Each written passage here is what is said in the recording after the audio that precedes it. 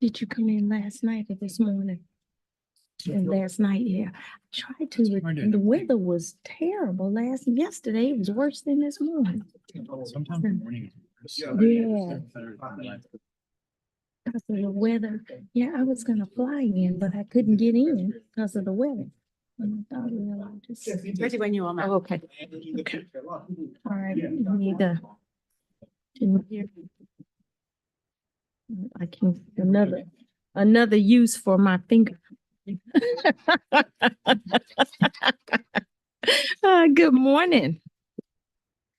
Good morning. My name is Donna Williams, and I am the chair of the Committee on Academic and Workforce Success. The time is 10:36, January 24, 2024. I'd like to call to order the meeting of the Committee of Academic and Workforce Success. Please be aware that this meeting is being broadcast live via the internet. Before we begin, I'd like to take the opportunity to welcome those joining us via video conference and ask that you observe the following etiquette. Please state your name before you speak. Mute your phone when you're not speaking. Keep background noise to a minimum. Members, when I call your name, please announce present. Donna Williams here. Emma Swartz. Here. Fred Frias. Here. Ashley Thomas. Present. Daniel Wong. And I think Richard Clemmer is joining us via, I don't see him, but he'll be back shortly. He's on a call. Please record in the minutes. We have a quorum. Agenda item 2 is consideration and possible action to adopt the minutes for the October 25th, 2023 committee meeting. Do I have a motion to adopt the October 25th, 2023 minutes of the Committee of Academic and Workforce Success? I'll move. I have a motion and it's been seconded. Any discussion? All in favor say aye. Aye. Any opposed? The motion passes. Agenda item 3 is public testimony on agenda items relating to the Committee on Academic and Workforce Success. We do not have anyone registered to testify, so we'll go to the next item. Agenda item 4 is consideration and possible action to adopt the consent calendar. The consent calendar includes non-controversial items that we think can be approved without comment or discussion. This allows us to save time for other items that need more of our attention. Highlighted items in gray are the consent items on the agenda. We're going to take up the consent calendar in 2 parts: approval of non-rule consent items and then the rule consent agenda items. Of course, any board member can request that an agenda item be added or removed from the consent calendar. The non-rule agenda items listed on the consent for this meeting are agenda item 5A, consideration and possible action to adopt the report to the board on school closures and or teach outs pursuant to Board Rule 7.76. Agenda item 5B, consideration and possible action to adopt recommendation relating to the July 2023 annual compliance report for institutions under a certificate of authorizations, names beginning with P through Z. Agenda item 5E, consideration and possible action to delegate to the commissioner the authority, subject to board notification, to approve institutional awards over $5 million for the Graduate Medical Education Expansion Grant Program. Members, are there any agenda items that anyone would like to add to the consent calendar? Are there any agenda items that anyone would like to remove from the consent calendar? At this time, I'd like to remove agenda item 5E from consent.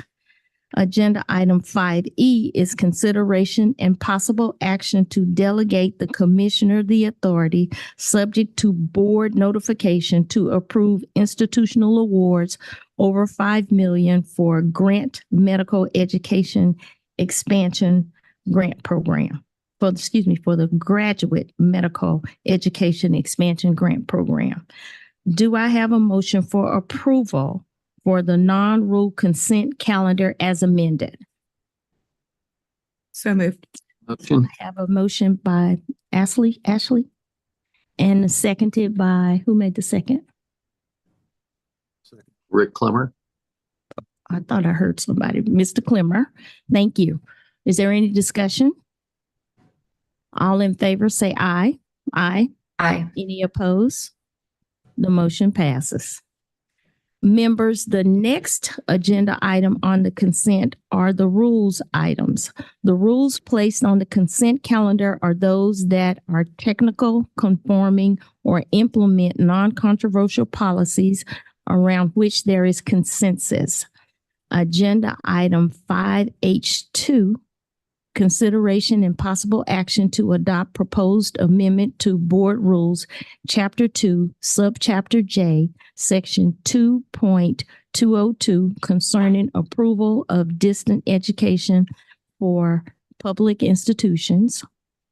Agenda item 5H3, consideration and possible action to adopt proposed amendments to Board Rules, Chapter 4, Subchapter A, Section 4.9, concerning limitations of the number of courses that may be dropped under certain circumstances by undergraduate students.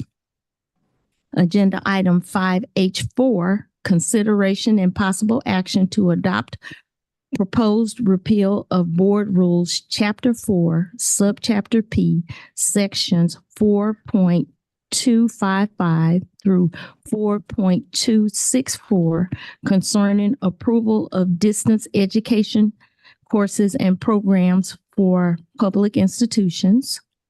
Agenda item 5H5, consideration and possible actions to adopt amendments to Board Rules, Chapter 5, Subchapter B, Section 5.24, and repeal of Board Rules, Chapter 5, Subchapter C, Sections 5.41 through 5.46, 5.48, 5.50, 5.52 through 5.55, concerning academic program approval.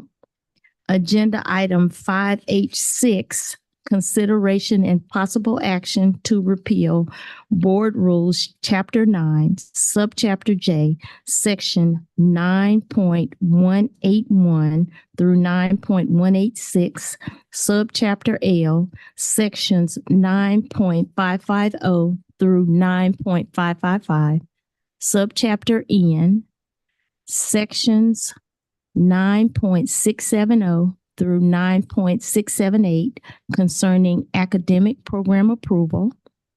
Agenda item 5H8, consideration and possible action to adopt amendments to Board Rules, Chapter 22, Subchapter T, Sections 22.50 through 22.552, and 22.554 through 22.556, concerning the Texas First Scholarship. Are there any rules that anyone would like to remove from the consent calendar? Hearing none, do I have a motion for approval for the rules consent calendar? May I have a motion? So moved. I have a motion. May I have a second? It's been moved and seconded. Is there any discussion? All in favor say aye. Aye. Any opposed? Motion passes. Agenda item 5A and 5B were approved on consent. Agenda item 5C is consideration and possible action to approve a 2-year service contract with the University of Texas at Austin for creating and scaling the Texas Computer Science Pipeline Project at a cost not to exceed $14 million. Dr. Michelle Singh, Assistant Commissioner for Digital Learning, will present this item and be available to answer questions. Good morning. Good morning. Good morning, Chair Williams, Vice Chair Schwartz, members of the committee. It is a pleasure to be here with you today. I am Michelle Singh, and I have the pleasure of serving as the Assistant Commissioner for the Division of Digital Learning. The General Appropriations Act, HB1, added $5 million in general revenue in fiscal year 2024 and $5 million in general revenue in fiscal year 2025 to consolidate and streamline computer science education by establishing a statewide computer science pipeline initiative. In addition to amounts appropriated above, $2 million in general revenue in fiscal year 2024 and $2 million in 2025 was appropriated to the coordinating board contingent upon the computer science pipeline initiative raising at least $2 million in gifts and donations each fiscal year. The Expanding Pathways in Computing, EPIC, unit of the Texas Advanced Computing Center at the University of Texas at Austin has extensive experience coordinating statewide STEM teacher professional development networks. EPIC's signature teacher professional development program, We Teach CS, will serve as the model for creating and scaling the Texas CS Pipeline Project. The project will leverage many of We Teach CS's nationally recognized online resources, as well as key partners from across the state to quickly scale up K-12 professional development programming in computer science. Staff is seeking approval to enter into a 2-year service contract with the University of Texas at Austin for creating and scaling the Texas CS Pipeline Project at a cost not to exceed $14 million. Thank you for your time today, and I'm available to answer any questions. Does anyone have any questions for Dr. Singh? Hearing none, may I have a motion? I have a motion. May I have a second? I'll second. I'll second. Is there any discussion? Hearing none, all in favor say aye. Aye. Aye. Any opposed? Motion passes. Thank you. Thank It's a you. great program. Agenda item 5D is consideration and possible action to approve the resolution on the request of the Barbers Hill ISD Lee College regarding a branch campus maintenance tax election and branch campus approval. Members, you have supplemental material for this item printed on the gold rod paper. Dr. Tina Jackson, Assistant Commissioner for Workforce Education, will present this item and be available to answer questions. Good morning. Good morning, Madam Chair and board members. My name is Tina Jackson, and I serve as Assistant Commissioner, Workforce Education. This agenda item pertains to 2 items. First, the proposal by Lee College District to create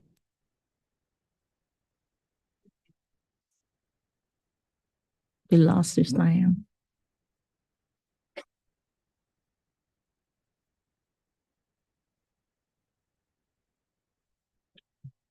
Hello, here I am. Okay. First, the proposal by district. Gone again. Yeah. Thank you. I'll start over. This agenda item pertains to 2 items. First, the proposal by Lee College District to create a branch campus within the Barbers Hill Independent School District. Second, the proposal by Barbers Hill ISD to conduct a maintenance tax election to establish maintenance tax to be levied by the Barbers Hill District to financially support the branch campus. Today, you are being asked to approve a resolution in accordance with Chapter 130, Subchapter K of the Texas Education Code and Coordinating Board Implementing Rules on Barbers Hill ISD request to 1, conduct a branch campus maintenance tax election and establish branch campus maintenance tax upon voter approval, and 2, the formation and operation of Lee College's proposed branch campus contingent upon branch campus maintenance tax receiving voter approval. You have a copy of the resolution in the supplemental handout. As background, in December of 2022, Lee College submitted a proposal and feasibility study for the creation of a branch campus within Barbers Hill Independent School District that is expected to serve 1,000 students. 4 key activities have occurred since that submission. First, Lee College conducted a self-study to ensure that the branch campus would meet standards and criteria for instruction and support services required by the Commission on Colleges of the Southern Association of Colleges and Schools. Second, following completion of the self-study, Commissioner Keller appointed 3 college presidents to serve on an external evaluation team. The team consisted of Dr. Richard Rhodes, Dr. Russell Lowry Hart, and Dr. Christina Pounce. They found that the Lee College self-study successfully addressed each criterion set forth on the coordinating board's rules for branch campus approval.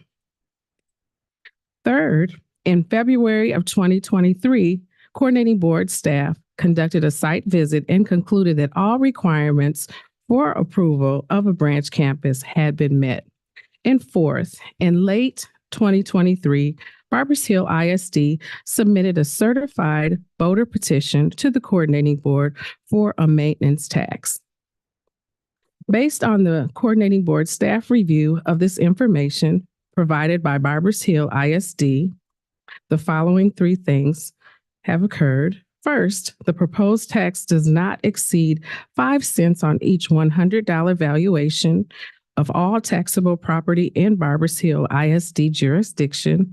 Second, Barbers Hill ISD submitted the coordinating board a petition for the proposed branch campus maintenance tax election that Barbers Hill ISD determined is legal and genuine and is signed by at least 5% of the registered and qualified voters in the Barbers Hill ISD area.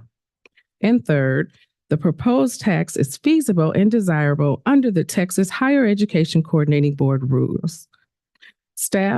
Coordinating board staff recommend approval of the resolution as presented, and this concludes my report. I'm available for questions also. Any questions? I have a question. For the tax, is it indefinitely or is it for a certain length of time? I'm going to refer to our general counsel. I believe it's for 1 election. Yeah. So once they elected, the tax goes into effect and it just stays. Okay. Yeah. Is it?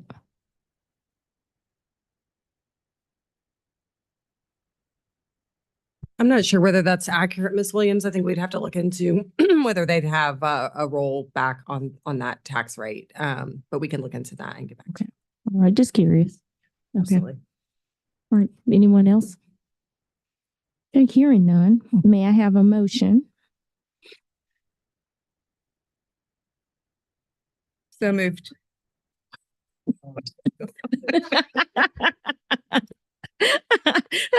Thank you. May I have a second? Well, sorry. Oh, uh-oh. Oh, geez. May I have a second? Second. I have a second. Is there any discussion? All in favor say aye. Aye. Any opposed? Motion passes. Thank you. Agenda item 5E is consideration and possible action to delegate to the commissioner the authority subject to the board notification to approve institutional awards over $5 million for graduate medical education expansion grant program. Ms. Elizabeth Mayer, Assistant Commissioner for Academic and Health Affairs, will present this item and be available to answer questions. Ms. Mayer. Good morning, committee members. My name is Elizabeth Mayer, and I serve as the Assistant Commissioner for Academic and Health Affairs. So the Graduate Medical Education Expansion Program was established in 2013 by the legislature, and it's really intended to provide funding to enable new or existing nationally accredited graduate medical education residency programs in Texas to increase the number of first-year residency positions. As you all know, there have been an increase in the number of medical schools. Therefore, we need those graduates to have some place to go once they complete to move on to residency. So this program helps support the Texas goal of having 10% more first-year entering residency positions than Texas medical school graduates. The GME expansion program received an appropriation of $233 million for the 24-25 biennium for the GME expansion. We request that the committee delegate this authority to the Commissioner of Higher Education in order to approve of the award agreements over $5 million for the 24-25 biennium. The RFA closed January the 16th, so we're still finalizing what those final awards are going to look like. That is why we're requesting that you please delegate the authority. Commissioner, how do you feel about that?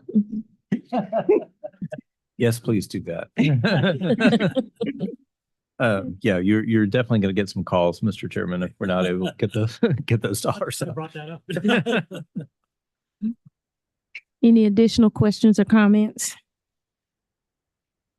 Do I have a motion to delegate to the commissioner the authority subject to board notification to approve institutional awards over $5 million for graduate medical education expansion grant programs? I'll move. I have a motion and it's been seconded. Did you get it in the back? Who made the motion and who seconded? I heard a female voice. Emma. Ms. Schwartz. Okay, Ms. Schwartz. Okay. Mhm. Is there any discussion? All in favor say aye. Aye. Any opposed? Motion passes. Agenda item 5F is consideration and possible action to adopt the recommendation relating to a request from Healing Hands Massage Institute for a certificate of authority to grant degrees in Texas. Elizabeth Mayer will present this item and be available to answer questions. Ms. Mayer. Healing Hands Massage Institute in Richardson, Texas seeks approval for its first certificate of authority to grant an Associate of Applied Science degree in massage therapy. The board is authorized to grant each certificate of authority for a 2-year period. The board may grant to an institution successive certificates of authority for a total of 8 years. After 8 years, absent sufficient cause, the institution must have obtained accreditation from a board-recognized accrediting agency. Healing Hands Massage Institute submitted an initial certificate of authority application on October the 14th, 2022. Supplemental material to the application were submitted November 18th of 2022. Dr. Christina Robinson from the Houston Community College, in consultation with coordinating board staff, completed a desk review on January the 26th, 2023, and determined the application was complete and therefore ready for a site visit. A site evaluation is required when an institution seeks its initial certificate of authority. The agency conducted a site evaluation at Healing Hands on January the 30th through the 31st of 2023. The site evaluation team report was submitted to the coordinating board on February the 21st, 2023. The report found that Healing Hands was in compliance with 4 of the 24 coordinating board required standards and were not in compliance or lacked information to support compliance with 20 standards. Healing Hands Massage Institute responded to the report within 30 days of receiving the report as permitted by the coordinating board rules. The coordinating board's 6-member certification advisory committee or council or the CAC reviewed the application, the site evaluation team's report, and Healing Hands' response to the evaluation report at its November 2nd, 2023 virtual meeting. The CAC members voted unanimously to recommend denial of the Healing Hand Massage Institute's application for its first certificate of authority. The commissioner has independently made the recommendation to deny Healing Hands Massage Institute's application for its first certificate of authority based upon the information provided from the CAC. The recommendation is to deny the application for a certificate of authority for Healing Hands Massage Institute. And that concludes my remarks regarding this agenda item. Does anyone have any questions?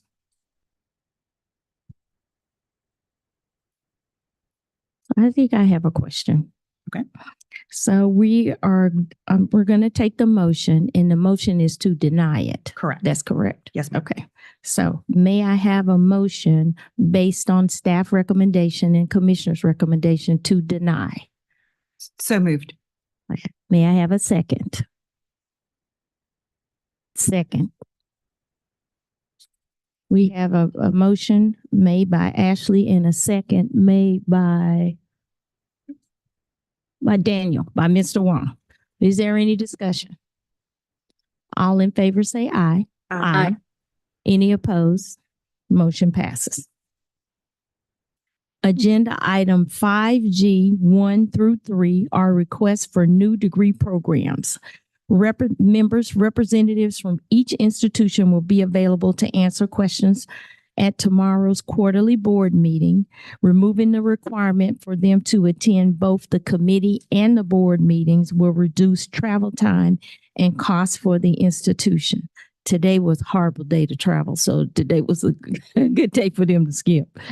Agenda item 5G1 is consideration and possible action to approve the request from the University of Texas at El Paso for a Doctor of Philosophy, a PhD in physics.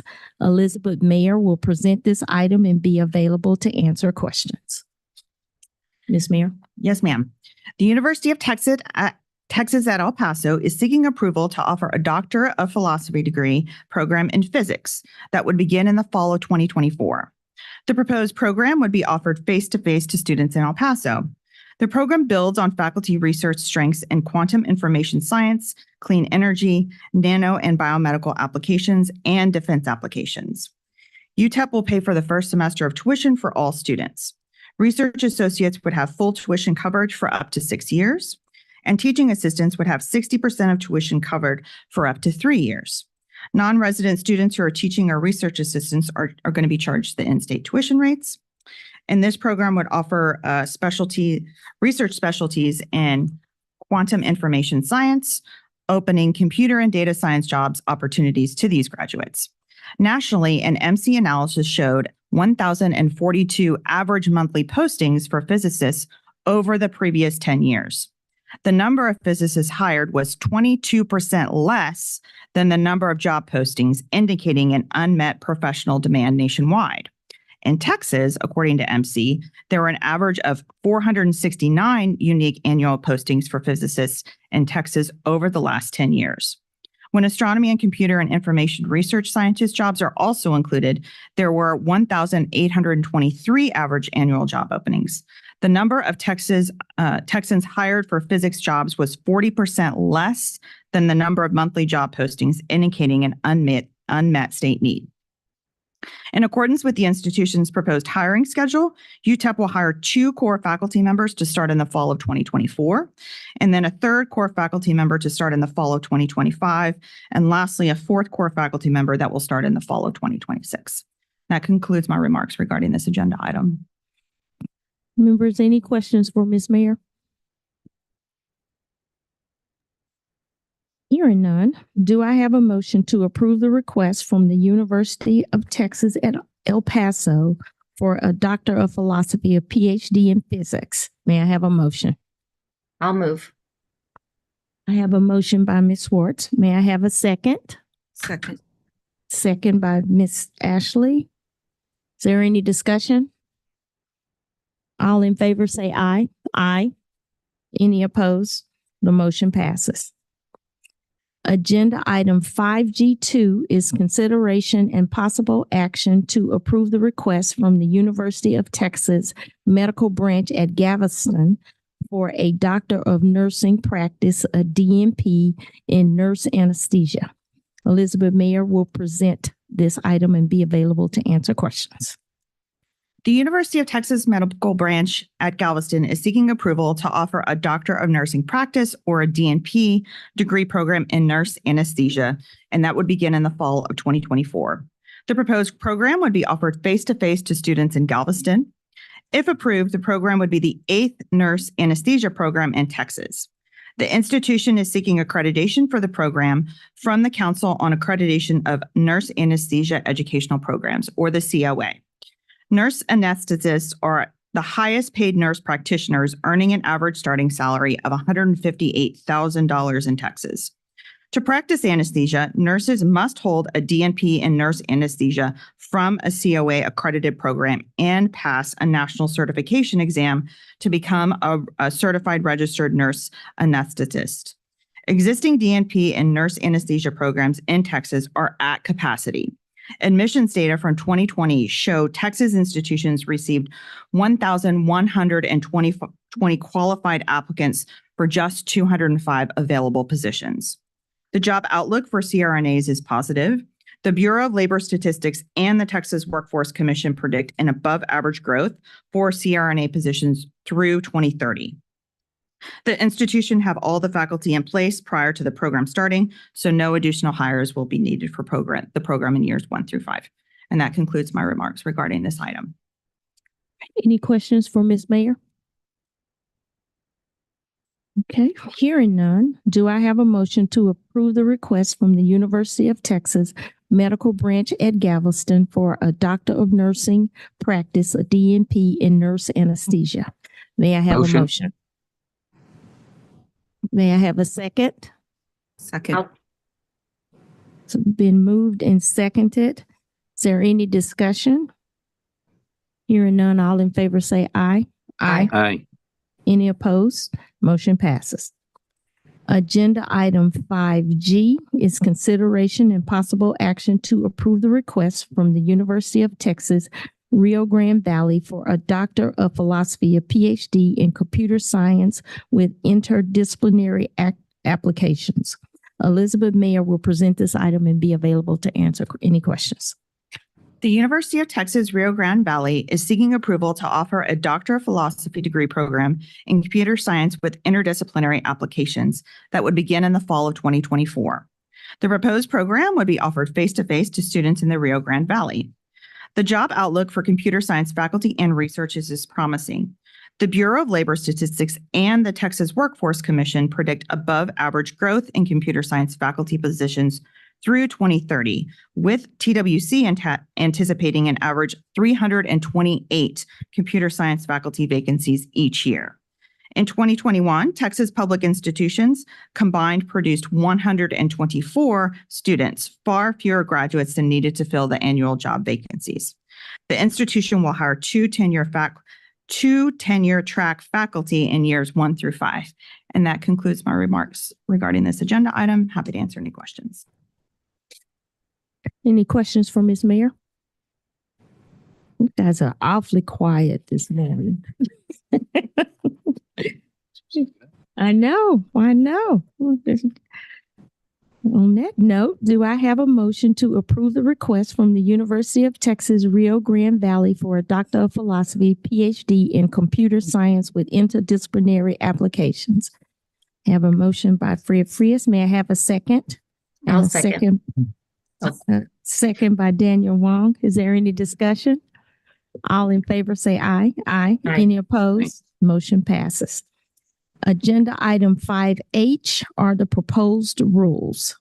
Agenda item 5H1 is consideration and possible action to adopt proposed amendments to Board Rules, Chapter 2, Subchapter E, Section 2.87 concerning institutional accreditation requirements. Members, you have supplemental materials for this item printed on gold rod paper. Elizabeth Mayer will present this item and be available to answer questions.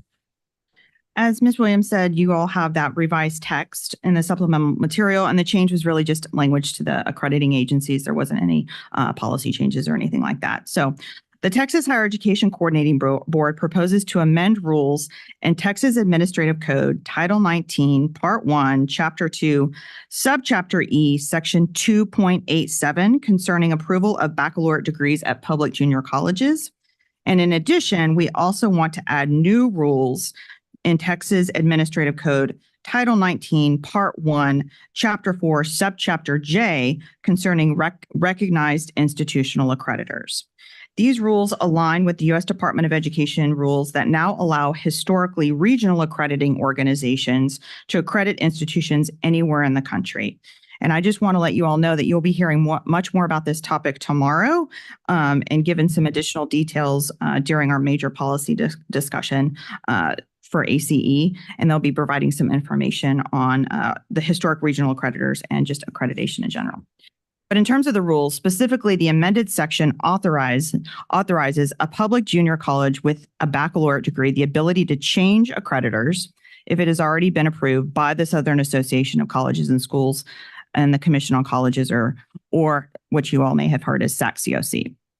So that's one section. And then the new rule aligns with the Texas Education Code, the section 61.051 and 61.00313, which provides the board with the authority to coordinate higher education and designate recognized accreditation organizations.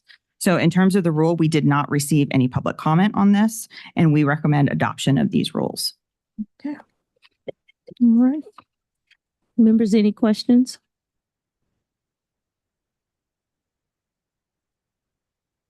Okay, I have two motions on this agenda item, so I'll take them up separately.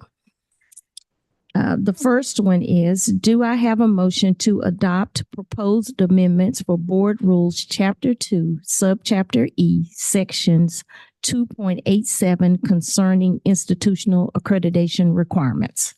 May I have a motion? So moved. I have a motion. Okay. Ashley, motion made by Ashley and seconded by Dr. Frias. Is there any discussion? All in favor say aye. Aye. Aye. Any opposed? The motion passes. The second part of the agenda is, do I have a motion to adopt Board Rules Chapter 4, Subchapter J, Sections 4.191 through 4.192 concerning institutional accreditation requirements? I have a motion by Dr. Frias. May I have a second? A second. A second by Ashley. Is there any discussion? All in favor say aye. Aye. Any opposed? The motion passes. Agenda item 5H 2 through 6 were approved on consent. Agenda item 5H7 is consideration and possible action to amend Board Rules, Chapter 21, Subchapter D, Sections 21.51 and 21.52 concerning Texas Early High School Completion Programs. Dr. Jenny L. Struthers, Assistant Commissioner for Student Success, will present this item and be available to answer questions. Dr. Struther. Thank you, Chair Williams, and good morning, members. I'm Jenny L. Strother, and I'm the Assistant Commissioner for Student Success. The Texas First Early High School Completion Program consists of the Texas First Diploma and the Texas First Scholarship. The Texas First program is designed to provide incentives for high-achieving students to graduate early from high school and attend a Texas public institution. Students meeting the Texas First Diploma eligibility requirements receive a Texas First Scholarship certificate equivalent up to 1 year at any Texas public institution of higher education where the student has been admitted. Today's rule amendments for your consideration are to align the statutory amendments from Senate Bill 2294 from this past session and include the following. Eligibility for the Texas First Scholarship has expanded from the original 10 emerging and research institutions to all Texas public institutions of higher education. Eligibility requirements to graduate early include demonstration of mastery in 5 subject areas: English, math, science, social studies, and language other than English. There is an option for students to demonstrate the language other than English mastery, and we've expanded it to add the Foreign Language Achievement Testing Service, which is also known as FLATS, online assessment. We received no comments during the 30-day public comment period with regard to the proposed amendments and recommend approval. This concludes my remarks, and I'm available for questions. I did want to weigh in on this one just because this has also been something that we'd work closely with the legislature on. So the target audience for Texas First, so we have the students that have literally just run out of courses to take, and they might not have a math available to take their senior year. And then there's another target audience that we've been talking with some of the institutions about, where that there could be an exciting potential to leverage the Texas First, and that's students that may need a little bit longer glide path for a competitive program. So if students are coming out of a high school into a competitive program where the expectations might not align very well. So what we see oftentimes is, say a student has done everything they were asked to do. They've won all the academic awards. They're eligible for automatic admission to the universities. We recruit them into competitive programs. And then about 6 weeks into the fall semester, the narrative changes. And all of a sudden, the first tests are back, the student's at risk. We're trying to remediate students and get them back on track. So the idea is, like we bring athletes in for spring ball. So right now, there are students from Texas high schools who graduated early, who across the country are enrolled early in college because of their athletic achievement. And they got on a path to enroll early so that they could have a longer glide path and be able to be competitive in their sports. We haven't done that for engineers, for computer scientists. We haven't done it for our competitive programs academically within our institution. So now we have this new tool in the toolbox. And the way the legislature broadened the Texas First this time actually allows students to take the Texas First scholarship to any public college or university. So even if they want to stay at home and go to their local community college or regional university while they're making that transition, they have that option available to them. So this is an exciting policy innovation. And actually, we've got a group of administrators coming over from one of our flagships just in the next week or so to talk about how they could leverage Texas First so that they can make sure that students are going to be on track to be competitive. And so we're very excited about this, appreciative to the legislature for giving the coordinating board this new tool to help students accelerate into their programs. Mm-hmm. Did we engage TEA at all? Yeah, our TEA friends have been helpful. Actually, Commissioner Morath and his team and our team are going to be meeting at the end of the week. This is one of the things that we'll talk about. Mm-hmm. There's been a little bit of confusion out there in the field with some of the school districts there needs to be some clarification just so that school districts aren't adding additional requirements onto the students that aren't actually permitted under the law. Mm-hmm. And so we'll need some help from TEA in getting those clarifications out. Mm-hmm. Okay. And do we have any sense of numbers yet, students who are taking advantage of this opportunity? So we've just started. So there are a few students that right out of the chute became aware of the program, took advantage of it, but because like TEA hasn't officially sent out to the administrator address letter that's supposed to go out this spring. So hopefully we're going to be able to see more students take advantage of it. It's also something that in fact, right now, if you go to My Texas Future, the 2.0 version of it is out there, and we have the soft launch is live right now for resources for middle school and high school students. So we'll include more information about Texas First also as that's pushed out there to school districts. Mm-hmm. Any additional comments or questions? Hearing none, do I have a motion to amend Board Rules, Chapter 21, Subchapter D, Sections 21.52, 21.51, and 21.52 concerning the Texas First Early High School Completion Program? I'll make a motion. No. Okay.